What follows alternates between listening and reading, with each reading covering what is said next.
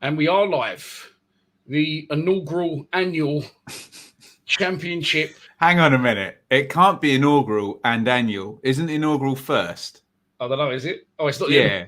So if it's annual, that means it happens every year. Am I right? Someone will correct me in the chat, won't they? Sorry. Listen, I'll just try and go some big words and interrupt the host within 10 seconds. Sorry, I'm going to shut up. It's clearly backfired on me. Inaugural, that's what that means.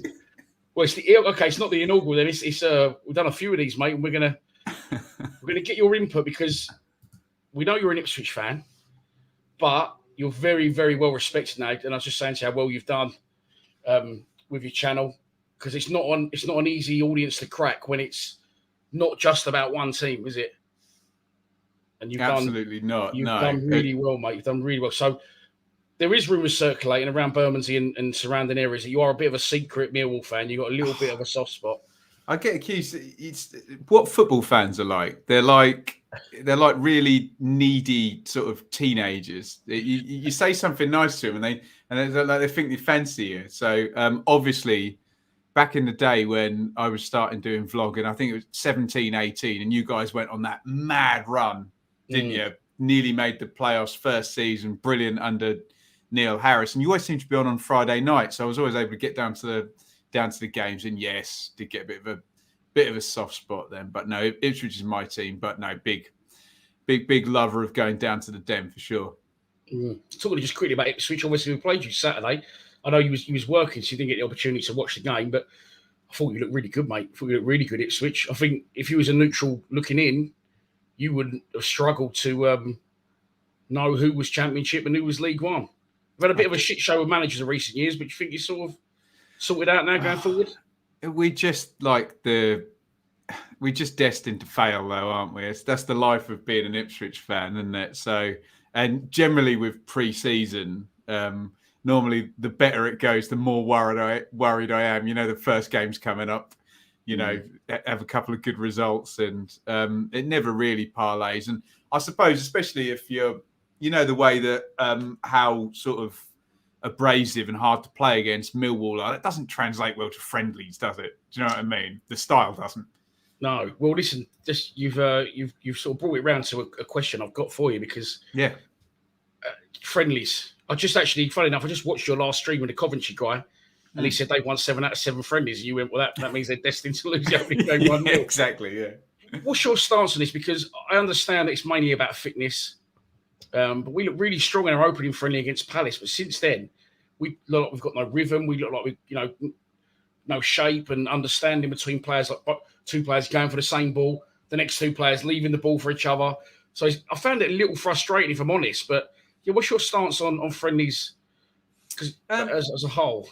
I think it depends on the context of the club. So to speak specifically about Millwall, I wouldn't be worried about it in the slightest because your manager's been in there for ages. So you're not worried about the pattern of play or the message. If they don't know that by now, then, something's wrong. And like I said, Millwall have made a very good sort of game over recent seasons of being hard to play against. And when you're in a friendly and, the best you see of sort of Gary Rowett is where he comes up against a good team and he frustrates them and nicks a goal and then frustrates them more and nicks another, not normally another goal, normally just the one goal. But so I wouldn't be too worried in terms of, especially being as the manager's been there for a while. And it's not, let's be honest, it's not, and I don't mean this in a disparaging way, it's not about, we need to get this passing routine, sorted out between the centre halves and whatnot. They know what they're doing now under this management. So, I wouldn't be too worried. I'd be more worried if I were, a supporter of a team that were trying to do something and the manager hadn't quite implemented it yet. Did you see what I'm saying? Yeah, no, I see what you're saying, mate. Yeah. As I said, I love having you on because it always gives a little different from an outsider looking in, although you got to say you are a secret semi-Millwall fan, mainly Ipswich. 75 Ipswich, 25 Millwall. Which a funny thing you just said there as well, it's not really to do with what we're going to look into, like the depth of our squad and the other squads in the division and the league in general. But you just said we frustrate and then we nick one. I think as a fan, you always want what you haven't got. And I want us to be more excited. And I see you say often, Swansea played lovely football, popping around beautiful, but they finished, they was really struggling at one point, came six good. places below you guys, yeah? Yeah, so it depends. I always say not entertaining enough, but what I want nice passing and 8-9 league positions lower in the league, or do I want what I've got, I think it's a balanced answer. I don't think any Millwall fan would sound selfish if they said, come on, a few fewer draws. Do you know what I mean? Just in those last 10 minutes, you'd rather lose a couple of those games and win one rather than draw all three sometimes, wouldn't you? But exactly. The points number is the same, but you get the glory of the win. By the way, it's not a bad thing. There's many ways to skin a cat, isn't there? Many ways to play football, and you've got a very sort of trustworthy, experienced manager at this level, haven't you? Yes, mate. A lot of love for Benjamin Bloom in the chat. There you go. Benjamin's a legend. Your knowledge is ridiculous. And then a little bit of love for you and hate for me all at once. Look, good to see the great double B, Benjamin Bloom, alongside Dan's double Ds. I think they're referring to my breasts there, mate. That is very disrespectful. Meave Storrison. Surely that's a Cardiff profile now, isn't it? Hey? No, mate, listen, we'll see how we go. It happens in our streams. Dan, quickly, what you guys... So when you meet Steve Morrison, what's the atmosphere and the feel like? Are you still supportive of his work? Are you talking about the real Steve Morrison? Yeah, I'm talking about the real Steve Morrison. Because there's one in this chat and it's just an ongoing thing. Yeah, look, I think I wish him all the best. I just don't know how he's going to fare there at Cardiff. It's actually one of the questions I had for you, because what we're doing is we're saying, we bought 5 players and we're really going for it. But in comparison, I recorded the preview today for Stoke. They've had in 7. Cardiff have had in 12. Which I think potentially could be too many, because we see Neil Harris do that in the 17-18 season or 18-19 season, where he brought in 10 new players and it took a long time. Morrison's a winner, and he's obviously saying the right things to the board. He's obviously got their backing, because I was surprised he didn't leave it in the last season. But he's obviously talked him into giving him a budget, and 12 new players in. Yeah, I'm sure we'll support him, mate, just not for the 90 minutes at the Den that he comes, but it was a bit of a volatile one with him the whole way through, even when he was playing for us. Well, he gave it back to you guys, didn't he? That's why I loved him. Yeah. People go, and he'd go, fuck off. And people go, he can't say that. I say, well, he has. And I think that's why it worked with him. But, I wish him all the best, mate. But Cardiff, I don't know. I think they could be struggling. They got Shea Ojo in, who was on loan at us when he back in the last season. How do you see Morrison doing this season? Well, I agree with you that sometimes it's better to bring in 4 to a stable group than it is to bring in 12. But Cardiff wasn't a stable group, was it? They had, obviously Harris as well, didn't they? So it's Warnock, Harris, McCarthy, and they're trying something different now. I like Morrison from going and watching him and Gregory up front in that team, back under Neil Harris, but. He's got to knit it together quickly. The only issue I've got is I look at the 12 and I think, do you see one super quality player in there or a lot of numbers? But I think they'll be okay. I'm interested. Can I ask you one more? Did you ever think you'd see Neil Harris, Gillingham, League 2 now? Surely he's too good to be managing down there, isn't he? Well, again, that's going to be a very mixed one in the chat. I always feel that Neil Harris gets a little bit of unfair criticism from our fans. Again, he was another one that would give it back. I remember someone said once they was sitting behind a dugout and they just had a pop at him, and he turned around and went, "If you don't like it, fuck off down the road to Palace." It was like, what? You can't say that, but you can say that. That's just the character he is. That's why he succeeded at Mill. That's why Morrison has. And I think he should do well with Gills in League 2. Surely now, I mean, he had a massive uphill task. He's recruited a couple of ex-Millwall boys now, including Ben Thompson was there, but then they've got Peter, hasn't he? I think he would have stayed if they would have stayed up. He's now got his Sean Williams as well, who, despite his age, I think for that division is going to be superb. I think a few of the regular punters on here, I see one of them put the other day that they backed Gillingham to go up at 17-2 under Harris. But I think, listen, he's a proven manager in League One. I don't think he was out of his depths in the Championship. I think his methods were maybe slightly dinosaurish, if that's a word, along for Norgal.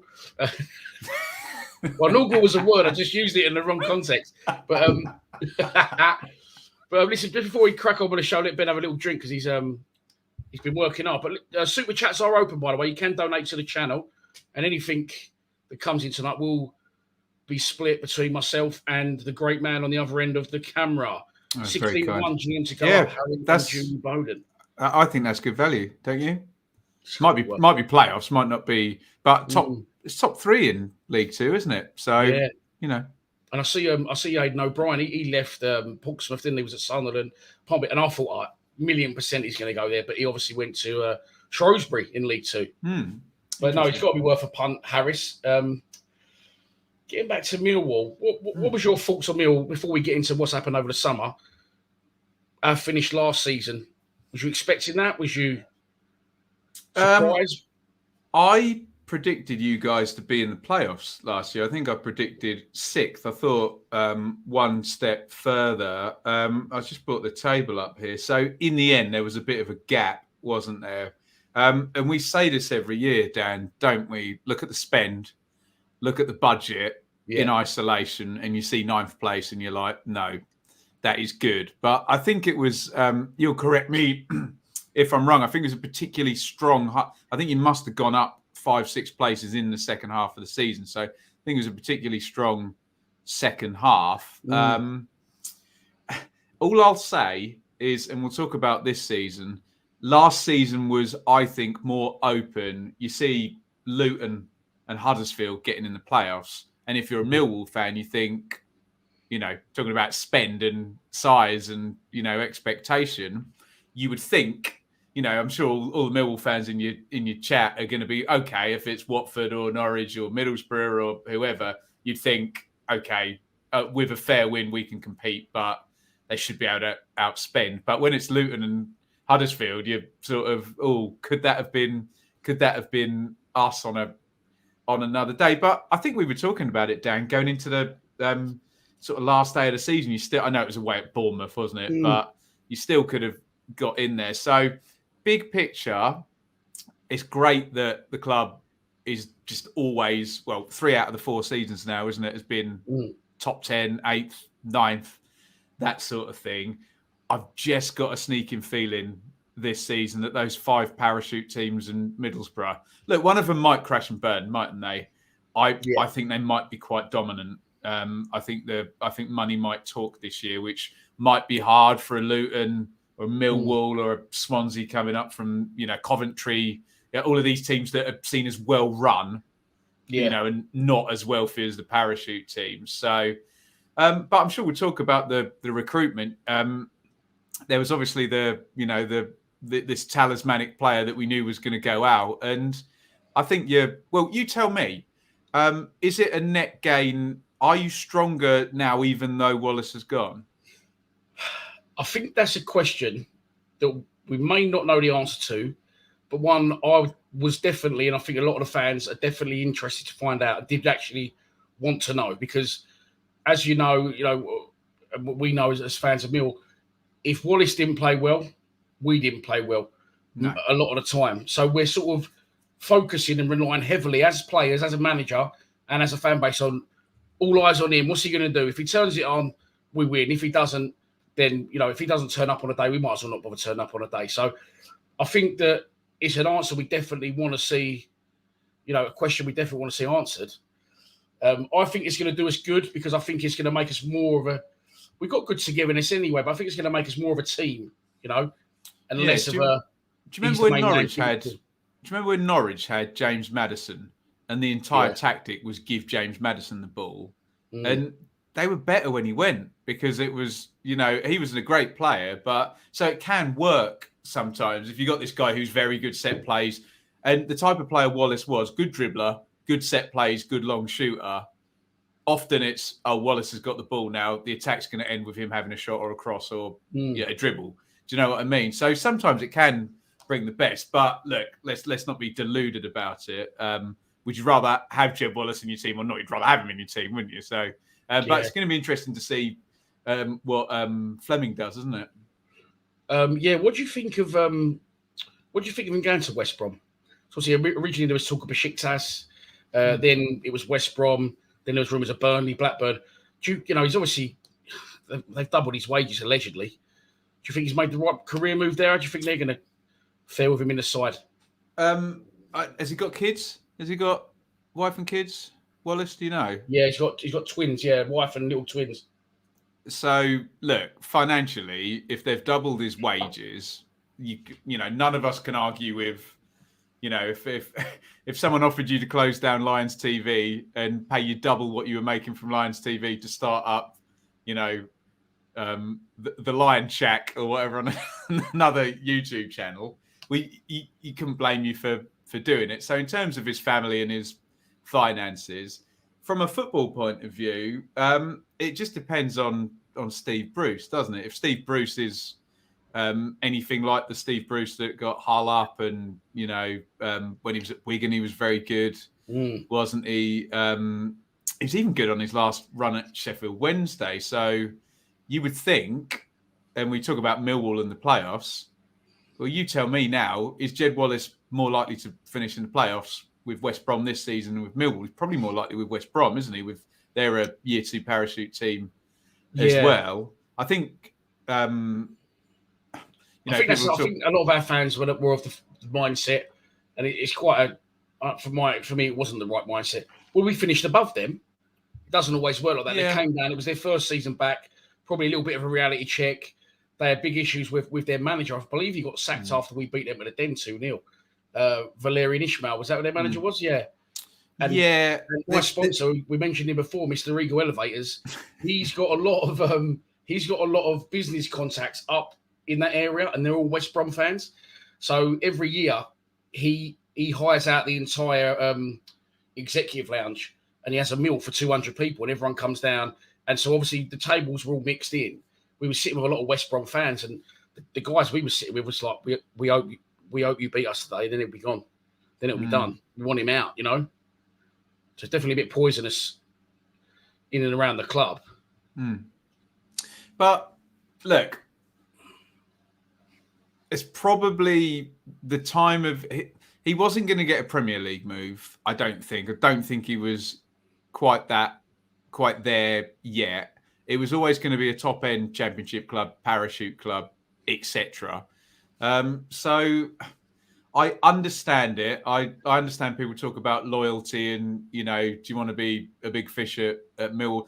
I suppose the disappointment is, I think we often look and see a player run the contract down, and you kind of are like, look, you could have helped the club get a fee, you know, and make a bit of money back. It's give and take, but it is what it is. And we never know with the Millwall players how long the contracts are or what the options are. Millwall are normally very sturdy, though. It's normally sort of 3 years and a year's option as well. But to be fair to him, he saw it all through. You'll know better than me whether they got offers to cash in, and you know that was the road they chose to take. But I don't blame him for doing it. It's a shame you couldn't get a fee out of it, though. Yeah, I think at one point he was going to go to when Savile went to Middlesbrough. There was talk of him going in a joint 15 million fee, and that didn't happen. But people think we should have sold him then. But the argument is, in terms of what we got out of him after that, was good service and us establishing the championship for a little bit longer. Look, I don't think anyone's got an issue with him leaving. It's just the fact that, you know, he gave everything for the club right up until his last performance. I just feel for him a little bit. You know, I'd rather have gone to Forest and sat on their bench, and at least I'm in the Premier League to give it a try. Gone to Besiktas. He's played in the Championship for a long time, and it is what it is. But look, he's gone.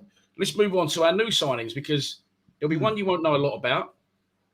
There's one we know a lot about, of course, Benicophobia. But the other three, George Honeyman, Hull, and I see you got a soft spot for Millwall. I used to see you do, I think because they was doing well, a lot of Leeds videos. Used to focus on them with Bielsa especially. And of course, we recruited Charlie Creswell and Jamie Shackleton. So what can you tell us about those boys? Shackleton's really good. Yeah, really? I really like him. Yeah, so Shackleton I've seen play fullback, both sides, and central midfield. Look, obviously, he was often used as a substitute, and you saw that Leeds team play. Everything was like 1,000 miles an hour, and Millwall's going to be played at a different pace. We know that with Rowett, but really like Shackleton. Don't know a lot about Creswell, but if he's trained with that lot for 3 years, he should be decent. And obviously, Ballard went off to Sunderland for, we think, £2 million as well. So that was what you're up against then. A phobia is a no-brainer, and we've been saying you needed a goal scorer for the longest time, and I think he had his best season in years. Honeyman, I liked at Hull. I thought Hull were better with him in than without, and he's a very solid, very on-brand Millwall signing. And Fleming could be a complete bust, could be absolutely brilliant. Depends how he settles, doesn't it? It's a bit of a gamble, that one, but it's an exciting one, isn't it? It is, mate, and I've got no issue with it. I've said for years in videos that I've done, we're a championship club. We're not the most favourable championship club to other. If you play for example, a middle to top end championship club, no disrespect to us, you're not going to leave that club and come into a Millwall, are you? So we're not going to get Premier League players. We're not going to get players from our own division. And even now, with social media being how big it is, you're not going to go and get a Lee Gregory from Halifax or a Steve Morrison from Stevenage, because even right down to the National League South now, the money they're on and the exposure they get. Stockport last season spent a ton. Wrexham as well. National League. Yeah. So your options then for me is you either go abroad and take a chance, or you try and home grow your own talent. And I think in Fleming, we've took that chance. I'm pleased because Rowett likes to go for players he's managed before, and this is something completely different. But he is 23. He does need time to settle. He showed moments of magic, and he's shown moments of Uwe Fuchs. And you probably won't know who Uwe Fuchs is. I know who Uwe Fuchs is. Okay. Of course I do. He joined Millwall in 1996, something like that. Was on loan at Middlesbrough, scored 11 in 19 games.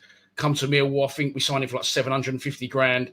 Was going to be the next big thing, him and Chris Malkin up front. And they started calling him Uwe the Duvet. He spent more time on his back than he did kicking a football. So very, very interesting one. Can I pick your brains a bit more about Shackleton? Because, you can. Can I just quickly say something about Fleming? Sorry, mate. Of course. Yeah. So if Millwall are a regular top 10 club, right, and I'm 23 and playing in Eredivisie for Fortuna, and I can't get a move to a parachute club, I come and play in England in a top 10 championship club in London. That's great. You'd love to be that. You can say to this guy, look, come here. If you tear the championship up, you go off to the Premier League by all means, but we want 15 million quid for it. And, we can give you a London club and top 10 championship football. I think that's good in the growth. Sorry, go on to Shackleton. Yeah, you said there, you seen him play wing back both sides. When we were signing him, obviously watched his showreel, he looked like a very similar to Danny McNamara type player. Right wing back, very pacey. Could also play centre midfield. When he played the other night, we was loads of subs against Hammarby, the Swedish side, loads of subs coming on and off. And there's a little guy centre midfield, he's pinging it around with his left foot. And I said, hang on, that's Shackleton. I'm sure he's right-footed, but he looks equally competent on both feet, is he? I don't know in terms of equally competent on both feet. All I'll say is if you've trained in that Bielsa style, you should be able to keep the ball. Even if you're a fullback, you should be able to keep the ball better than most championship central midfielders, shouldn't you? It was always his energy I liked. They used to bring him into games and you'd see him. I mean, Leeds didn't used to play wing backs per se, but the fullbacks were always way over the halfway line, sprinting up and down. So, look, I've mentioned him about 5 times. I'm a huge Bielsa fan. And if you've got a player steeped in that, you're expecting them to be technically very good in tight spaces, be able to do everything at 100 miles an hour and look after the ball. And they just don't get near the team if they can't. So I think it's an exciting one. And I think it might be fun to see him in central midfield. And it's no disrespect to your central midfielders there, but would he be Millwall under Rowett are not going to be counter-attacking really fast down at wing back, are they? Whereas he might be able to have a bit more of an influence at central midfield. So we'll see. We've got an option to buy him as well, I believe. Really? Yeah, we've got the option to buy him. Yeah, I think a big thing from this summer from our fans is, I put a video up about 2-3 days ago, and we didn't get either of those players, but Ellis Sims and the guy Hannibal, can't think of his second name, from Man United. Yeah. And I put the video up and I made the thumbnail and I was like, wow, look, Millwall linked with, and we was linked with it. It was good sources. To see us linked with an Everton player and a Man United player, that we're now at this sort of level. I think Shackleton did choose us over another Championship club. We've got 2 on loan from Leeds. We're going into the foreign market. It does feel like we're actually, for me, the club has started to now believe that we could progress. But obviously, the big problem is these parachute clubs. I was actually telling my old man about you earlier and saying the ins and outs. So how many? Because I think obviously you know your stuff, and you base a lot of it on these parachute payments, don't you? So can you explain? I don't know the full ins and outs, parachute payments, and what it entails, and who the clubs are this season. So parachute payments, they're bonuses in TV money that, excuse me, that teams that are relegated from the Premier League get. So next year, Millwall will make around £7 million in TV money. If they're doing well and they're on a little bit more, they might make a bit more, less if they're on less. Yeah. TV money on your FFP goes down as good money. So it's not like the owner throwing in money. That's money that you can spend that doesn't count towards your FFP losses. So it's really, really worth having. Yeah. A team that comes down from the Premier League gets 3 years of parachute payments unless they've only been up for one season. So that's actually the case with Norwich and Watford. So they only get 2 years of parachute payments. But those 2 payments will be, so remember, Millwall will make £7 million TV money. Yeah. Those 2 clubs, Norwich and Watford, and nothing against Norwich and Watford, don't hate the player, hate the game. I'd take the money too if I were them. 45 million and then 32 million, I think. Now, so now they've been relegated. Yeah. They'll get 2 payments over the next 2 seasons. Yeah, 1 per season. The first one is it should be about 40. So it's a percentage of the Premier League TV money that a Premier League team would get. So a Premier League team will get about 100 million quid a year TV money, and they get sort of 40% and then 30%. Now, the people who defend parachute payments, and they are literally, believe me, I've studied this, fans of teams receiving them. They are the only people that want to defend them, which I think says a lot. Will say, "Oh well, if you go up into the Premier League, you want to have a crack at it, and you want to sign some players, and the parachute payments mean that you can help cater for those losses." To which I say, "Okay, fine, that's a kind of noble idea, but that's not what happens because clubs save their money for a rainy day. They come down, and then essentially they've got 5 times more TV money than, you know, a Millwall have. Or God, imagine being a Rotherham or Wigan. Sunderland's a bit different because they can make a shed load of money through gate receipts because they've got such a big fan base. But what it's done is it's made a little bit of a uneven playing field. And if you look at the identity of the teams, no, I shouldn't do this. I always do this. I say, you know, look at the league table. Don't look at the league table. Look at the balance sheet. The league table is the, to use a very clanging analogy, the parachute payments are like pouring way too much alcohol into your body, and the league table is the hangover. The issue is pouring the alcohol in, not what. Do you know what I mean? There's the symptom and the cause, etc. So what it does is it makes it very hard for a Millwall, for example, to get up into that top 6, which does make it all the more clanging that last season when you had. So last season where there were fewer teams, because Norwich and Watford had bounced straight back, they've disappeared. So they're not down here for the second year getting a year 2 payment. Right. West Brom then crashed and burned. So that meant that in those playoff places, there was only Sheffield United, 1 parachute team and 3 open spaces, essentially filled by Forest, Luton and Huddersfield in the end. But yeah, it's really, I mean, we can complicate it. It's really straightforward. Imagine if you and I both were, you know, we've got to go and buy a house, both of us, and you've got 5 times more money than me. What happens? You're likely to get the better product, and I'm likely to overspend to try and catch up with you and take a big risk. So yeah, that's about the size of it. And for anyone that gets upset with me, I'm not having a pop at any of the clubs that received them. I just figure that we could have a better system, and 5 times more money is too much for me. That's really insightful because you have told me bits about it before, but to know that, say, for example, Norwich and Watford don't go back up, over the next 2 seasons, they're going to get something like 75 million each. Yeah. We're going to get like 15. Yeah. Is that right? So that's crazy. Having said that, what you just said about the parachute payments, last season, I feel that without even that in mind, myself and a lot of our fans went, do you know what's there for the taking this season? This season, playoff place, for sure. Yeah. Do you feel that the league's going to be a lot more competitive this year? I do. Yeah. So there's one more parachute team now. There's going to be 5. Obviously, we've had 3 relegated, and so last season neither Sheffield United or West Brom got promoted. Fulham, obviously, cakewalk for them, wasn't it? I think Middlesbrough are going to be good as well with Chris Wilder, and they've banked a lot of money from selling Jed Spence, and I think they're about to sell Marcus Tavernier as well. So that's the equivalent of a parachute payment, isn't it? Selling those 2 players and bringing in 30 million quid. So that kind of pops them up. Pops them up on a level. Sorry, so the 5 parachute clubs are now Norwich, Sheffield United, Watford, Burnley, West Brom. Yeah. It's not looking like a bad top 5, that is it?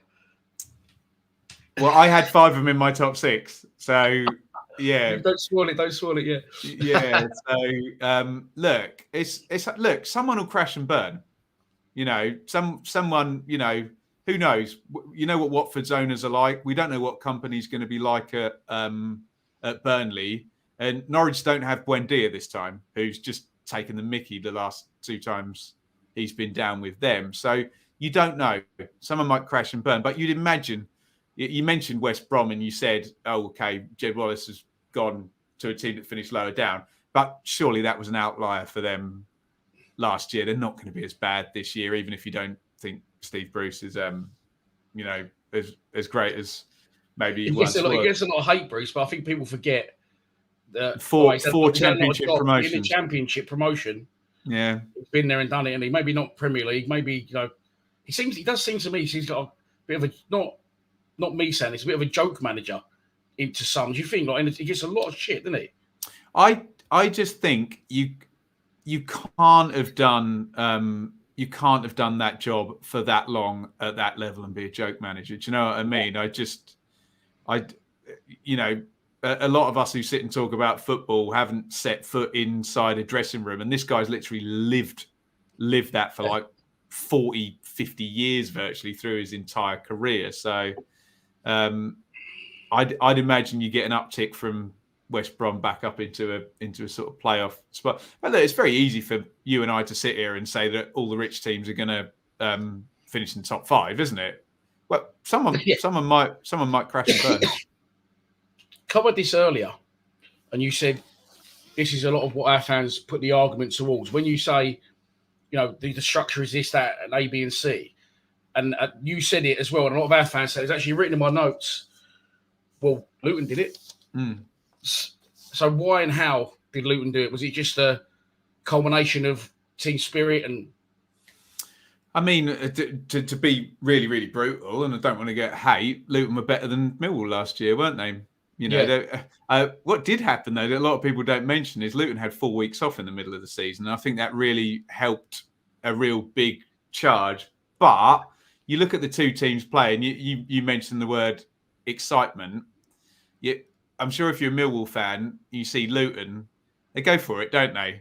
Get after teams in the first 15, 20 minutes, really try and take the lead. So maybe a little bit more attacking. And the thing with Luton as well, and Coventry to a certain extent, it's just this momentum. It's like 5 years of going up the pyramid. I know you guys have had these, big jump from winning the League One playoff all the way up to, and really only one drop down. But it's easy to kind of get a bit stuck, isn't it? Oh, we're a kind of second quartile championship team, and that's that. Look, we'll see in 3 or 4 years' time whether that 6th place for Luton is sticking out as their highest finish. But they're a good club. They recruit well, and they go for it, and they are a bit of a blueprint for your non-parachute teams. I agree with you, and I don't think Millwall fans should look at it in kind of a jealous way, like you say. Try and emulate it. Yeah, no, it's definitely not a jealous thing. Our argument is, well, look, I think it's more aimed towards our manager and our club. Well, look, right, you're saying he hasn't got the money, but Luton have done it, sort of thing, and that they are a good side, Luton. You have so unbiased and open, it's refreshing. Funny, I was going to ask you another question off air, but I didn't get the chance because we was late. Do you think you could be as unbiased if Ipswich, what's your plan when Ipswich get back in the Championship? I'll try my best. It'll be a little bit more difficult, obviously, won't it? But look, people seem to, and I'm not here to ask football fans to be unbiased. That's not my thing. Football fans love their clubs and they're emotional towards them. So I kind of sit here as something a bit different, whereas I'll study a lot of clubs and call it down the middle. And if everyone was doing that, no one would be interested in what I was saying because everybody else would be able to say that. But people, your Millwall fans focus on Millwall, and maybe sometimes the likes of me can turn up and I'll never care or have as much passion or knowledge as you will have, but I might just be able to see it slightly differently. And I might say something and you'll be like, "Oh, shut up, Ben. What are you talking about?" And then 5 minutes later, you'll be, "Do you know what? I think you might be right about that." And my passion towards the club is stopping me seeing it. So no, definitely. Well, I just saw that pop up. Rob Beeching, Dan, you and Ben in my box this season to do a live vlog, a game at the Den. So what? There's executive boxes at the Den, and I'm in one this year, Ben. I was going to invite you in mine for one game. Rob, let me put this to the chat. He's changed, hasn't he? Hey, in the executive now, hobnobbing up at West Brom. Good old Dan. Hey, he loves it. But no, what I was going to say, I won't be down at the Den. I don't think in August, but I will be at your game at Norwich, Dan. I don't know if you're going to that. At Norwich. It's a Friday night, Sky, isn't it? Friday night. So yeah, that's the first time I'll see Millwall. Were you going to sit in the Norwich end? Yeah, but I can go to the Millwall pub beforehand, can't I? Yeah, 100%, mate. Of course. Yeah, 100%. You're one of the very few non-Mill fans that gets welcomed with open arms. Yeah. So, moving on to what we've covered about the parachute clubs. Do you think without our finishes we're underachieving? What do you think the best is that we can hope for next season? I mean, look, with a fair wind, Millwall's a well-run club with a sort of sturdy plan and a trustworthy championship manager. With a fair wind, Millwall could finish in the playoffs. But my opinion is that because of the way the system is, there's a reliance that a team that's richer has to cock it up a little bit. So, like you said last year, it was up for grabs. It's got to be like that there's a feeling that it's got to be like that for Millwall to get in, doesn't it? That, if the rich boys do their job properly, Millwall, Luton, Coventry shouldn't be near, should they? They'll be in and around the 8th, 9th, 10th. But and I always say it, and it sounds like I'm blowing smoke, doesn't it? But look at the spend, look at the budgets. If Millwall are in the top half every year, they're doing well. And as much as that, Millwall fans don't like to hear that because you want to be finishing higher and you see the playoffs and you think, get in there, James Jenkins, 50 points for safety and then see what happens. That is the ultimate aim. But I just think when we've come so close a couple of times and the carrot's been dangled, you're like, oh, could we? But no, I don't think, I think be very pedantic, fans, Dan. Yeah. So safety for the last 10 years on average, 45 rather than 50. It's a little bit lower. 44.2 has been the average for 20 seconds, says my nerdy spreadsheet on the wall. Yeah, that'll do us, mate. But I think that we want stability in the championship and a little bit of a cup run. But in so you get that carrot get dangled, and you're just like, oh, could we? So yeah. I've seen, by the way, if you haven't already, I'm sure a lot of you have, go and subscribe to Ben's channel. Please. Get involved over there. I've been watching loads of them, mate. Loads and loads of them. Really enjoying them. Not so sure about the picking of the Coventry kit, though, for you, for the top kit. You didn't like that? Well, who have you got up at the top? I like your kit this year. Yeah, our away kit's lovely, mate. Our away kit's really we haven't nice. done those. We haven't done those yet, me and the missus. But I like the line and the detail. It's really nice. Yeah. Yeah, I quite. To be fair, I know they've got shit colours, but I quite like the Norwich kit the way it was. I prefer the Norwich away kit to the home kit, I have to say. Yeah. But yeah, so if you haven't already, subscribe to Ben's channel, get involved over there, and it'll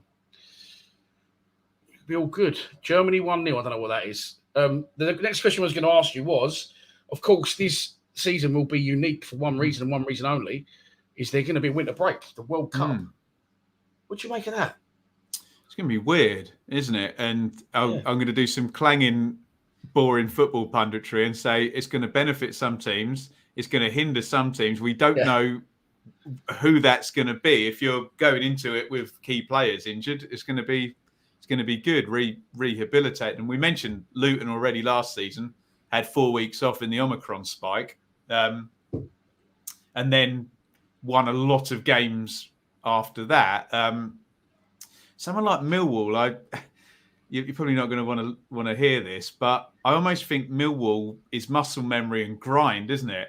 I almost want to keep playing, don't they? Really, and Millwall under Rowett have been quite good at building up good streaks at home, undefeated streaks, things of that nature. So, maybe for a Millwall it doesn't work quite so well. But look, even playing field, everyone's going to get the break. And I tell you what, that's one where maybe a few of the parachute teams are more likely to have players going out there. I'll have to look and see who's going out there from championship clubs, but there will be players, won't there? So, I don't know what your feeling is on it, but I'm wondering as well, normally we've lost, 5-6 managers by the time we get to November. I wonder whether owners are going to wait right up and there'll be a big managerial merry-go-round during November. Maybe. So it might work in that respect as well. Knowing our luck, we'll be absolutely flying and in the break will come. There's no way we'll be on the back of a 7 straight defeats with 9 injured players and then it will land. That 100% will be absolutely flying, and then they'll go, sorry, none of that. On a championship perspective aside, people keep saying, it's going to be rubbish because when it's not going to be summer. But I love a little Sunday pub in the winter, don't you? Imagine all crammed in a little pub with a fire on and watching the games. I think that'll be a nice part of it. As long as England are doing good, I don't think we care, do we? That would be, people talk about World Cups and Euros and stuff. It all depends on those 5, hopefully 6 matches. 7 would be amazing, wouldn't it? But yeah, it's going to be an interesting one, and it's going to benefit somebody. But I can't tell you who that is until we get closer. Very true, mate. Very true. Just a couple of things I've noticed. I've seen a lot of people on Twitter, and they're not pundits, they're not YouTubers. I see one the other day, a Coventry fan, and then I think it was a Preston woman. Just that everyone's predicting their top things, and a lot of them are putting Millwall in the top. Putting Millwall in the top 6. Do you think Millwall now are like established championship, and they've lost that tag of, they're just kick 'em side, they're just a load of shit aggressive? Do you think people now are actually appreciating that, we are an established championship side and we are in with a realistic shot? How can you not? You look at the league finishes, it's like, I think I can remember these, it's like 8th, that one season that you mentioned where Harris signed a load of players was 21st. Then I think it's like 8th, 11th, 9th. So the proof's in the pudding. You can't finish 4 out of 5 seasons in the top. It must be the top 11, mustn't it? Someone fact check me in the comments on that. But the proof's in the pudding. That is the definition of an established top half side. 80% of the last 5 years has been spent in the top half. So it's just that trap, isn't it? Of okay, what now? Do you try and, because you and I have been chatting for years, and it was always right. When do you cash in on Jake Cooper and Jed Wallace and bring in 4 players for your promotion push, etc. And it's never quite been like that. And you don't want to see Millwall spend a load of money and it not work and sack the manager and they're down worrying about relegation. Oh, thanks, Joshua. Yeah. So it's the what next, and do you just hang in there like you're saying and wait for that opportunity to come up? Because we all know if Millwall get in the playoffs, nobody wants to go to the Den in a playoff away game, do they? So No. there's getting to that playoffs. There's a chance of Wembley, then, isn't there? Yeah. This is coming completely off subject. I've got it written down here because I've just picked them out not random. I've seen a lot of people saying Millwall are going to make the playoffs. A lot of people backing Reading to get relegated. Now, Alex Ray, ex-Millwall legend, is assistant to Paul Ince there. Mm-hmm. And also, good mate of mine, ex-Millwall legend Tony Warner, is now the goalkeeper coach there. So I know Alex Ray, and I actually know Paul Ince as well a little bit, but I know Tone well, and they're just not the sort of blokes that are going to. I know that might sound a bit stupid because it might be out of their control budget-wise, but how do you think they're going to fare Reading? Because they seem to be getting absolutely hammered about their kit, for one, and two, like they're going to, Reading are going to finish bottom, but I don't know. I don't think that's going to happen. I have a list of, I've studied this, Dan. I have a list of things that relegate clubs. Okay. Owners relegate clubs. Size relegates clubs. Bad luck relegates clubs. And chaos relegates clubs. And when I look at Reading, I had them in my bottom three as well. I see the ownership and the chaos thing with the FFP and they're basically under a salary cap this year. Right. And you mentioned Wallace going to West Brom. John Swift has gone to West Brom as well from Reading. And their other two central midfielders, Josh Laurent and Andy Rinomota, have. They've got two very good attackers, Yaku Maite and Lucas Shaw, who they struggle to get on the pitch regularly. If they get those two on the pitch, it was always last season, if they get John Swift, who's now gone, and Lucas Shaw on the pitch together, they'll be okay. Those two will get goals. But I think a lot of people, there you go, ready to finish rock bottom, Millwall Tube. I think a lot of people look at chaos and the owner as well. Fair enough. You know, I think that's where I'm a little bit naive, and I've never made no bones about that. Also, Dan, sorry to interrupt, mate. We just did the last 5 Millwall seasons. Look at the last 5 Reading seasons. There's one 7th place, but it's 21st, 19th, 17th, 20th. You know, it's bottom 6, and you know what it's like. You can't be. Look at Birmingham as well. It's sooner or later there's the straw that breaks the camel's back, isn't there? Yeah. That's the thing with Birmingham. For years, I mean, we went up there a few years ago. I think we beat 2-0 on the day, or 1-0. Fred Onyedinma scored for us. And my mate come out, was doing fan cams, and he's not even that sort of bloke, Joe. And he's started going, people keep saying they're a massive club. They ain't a massive club. And it got so many views. A lot of people, Birmingham fans, going, yeah, you're right. We're not. We're not anymore. And I think you've got that mindset, about Forest, and they are a big club. They're massive. But they was in the Championship for 20 years. I remember many a final day. I think Birmingham stayed up 1 year at Bolton, didn't they, the last day? Yeah. And they're not. They finish there or thereabouts every year, don't they, Birmingham? But right, okay. So let's talk now about. I asked you to list your playoffs and your relegate. I said if you haven't already, check out Ben's 1 to 24. You give your complete predictions. I'll actually put that in the description below afterwards. Yeah, that'd be great. You think we're going to finish? I've obviously watched this video, so I know your Millwall take. So let's start with Millwall first, and then we'll do our predictions. So where do you think Millwall will finish this season, and why?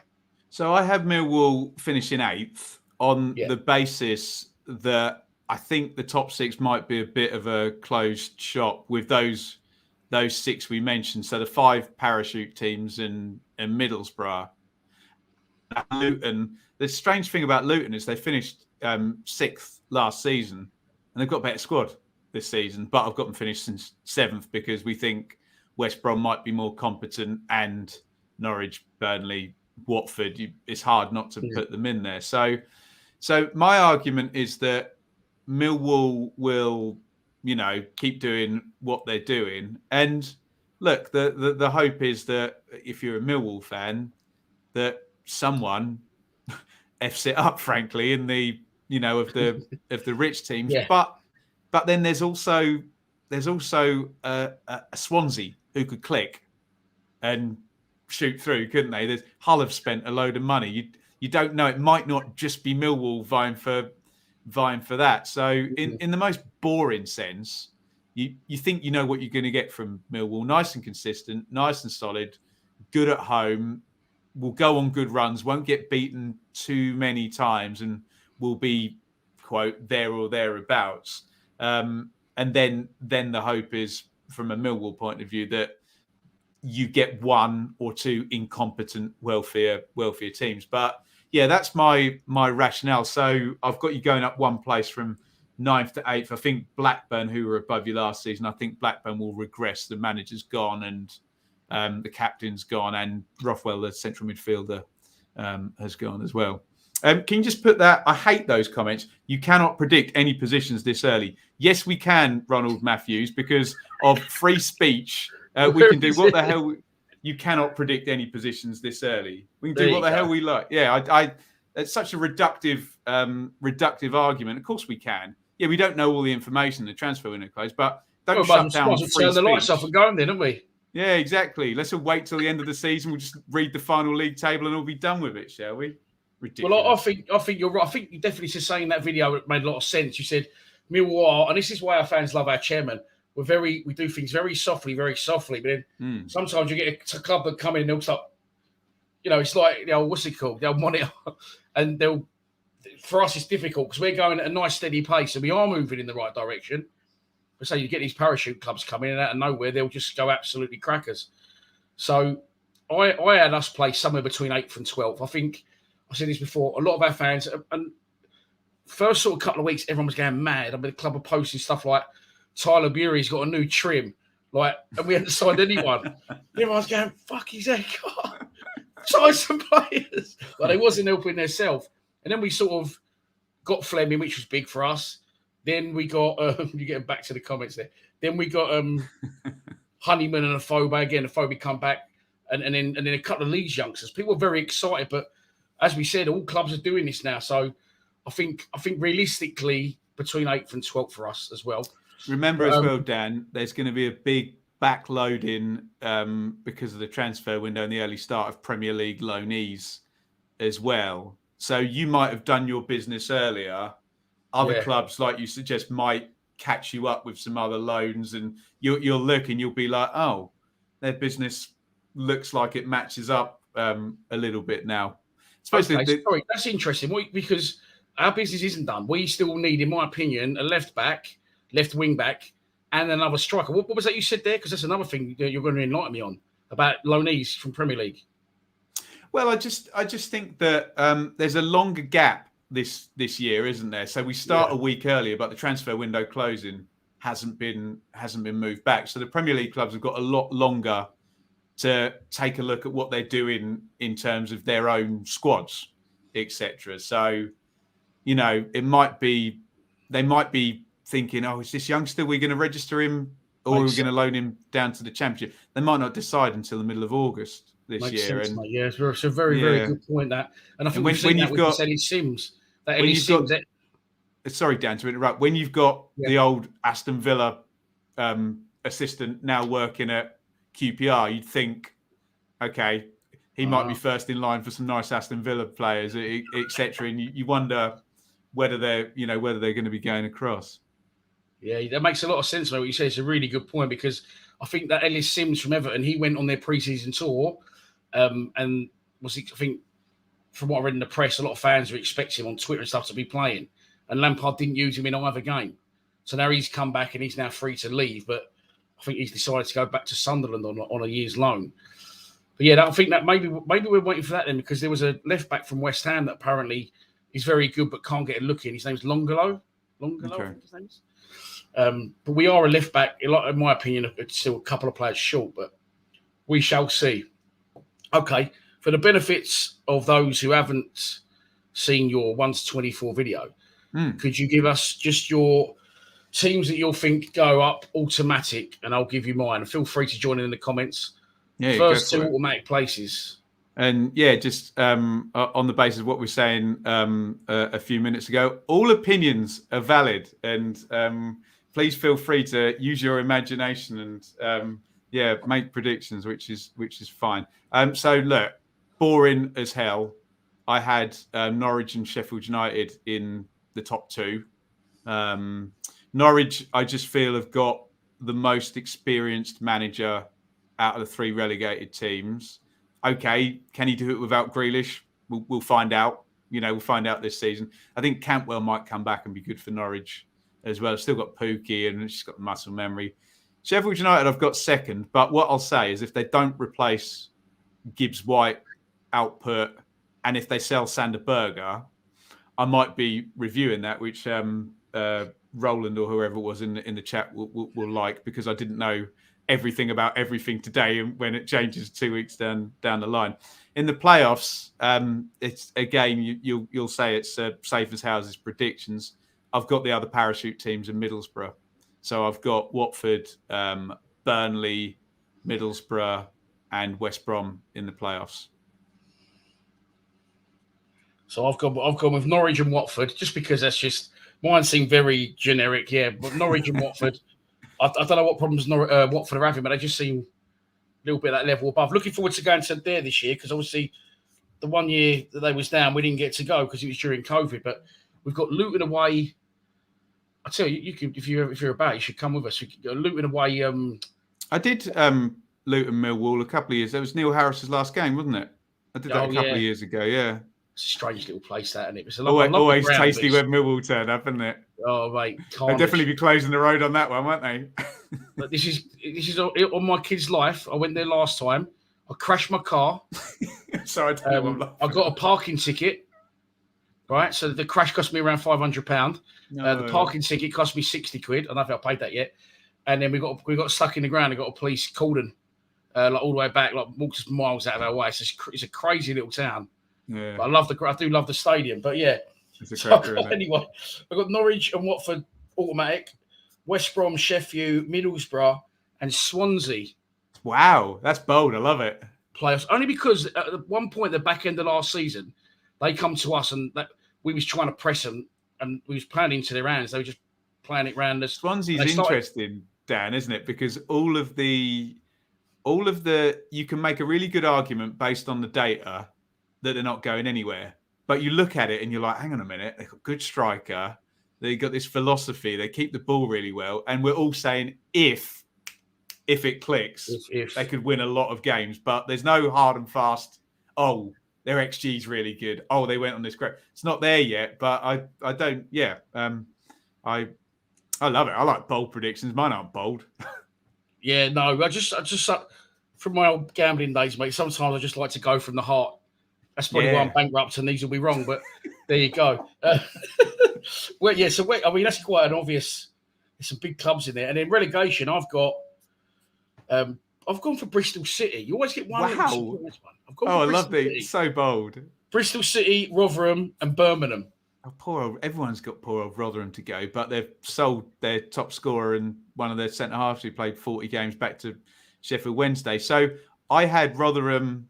I don't want Rotherham to go down because I hate all this yo-yoing business. But I went for both Reading and Birmingham. You know what we were saying? Let it keep finishing in the bottom six. You know, they might go. So I went Rotherham, Reading, Birmingham. I'm probably going to be wrong. I don't think Reading and Birmingham will both go, but that's where I am, and it's just a bit of fun, isn't it? We know what we know now. It'll be a completely different landscape when the end of August when the window closes, but all good fun, isn't it, Dan? Yeah, you're not thinking Bristol City then, no? No, I don't think so. I just think they're a bit of a nothing side in this division. I don't know. They just the only way I think Bristol as well, there'll be nothing, would they?